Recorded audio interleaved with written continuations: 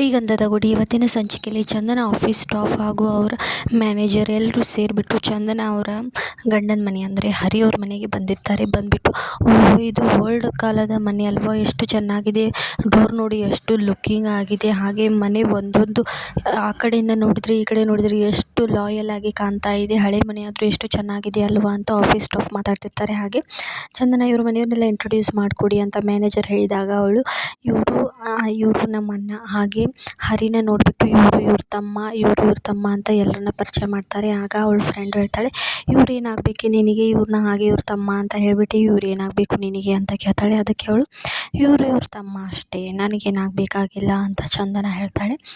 ಆನಂತರ ಅಲ್ಲಿ ಅವನು ಮೆಕ್ಯಾನಿಕ್ ಇರ್ತಾನಲ್ಲ, ಅವನು ಇರ್ತಾನೆ, ಅವ್ರ ಸಣ್ಣ ತಮ್ಮ ಇರ್ತಾನೆ, ಅವ್ರನ್ನೆಲ್ಲರನ್ನೂ ತುಂಬ ಪ್ರೀತಿಯಿಂದ ಮುದ್ದಾಗಿ ಇಂಟ್ರೊಡ್ಯೂಸ್ ಮಾಡಿಕೊಡ್ತಾಳೆ.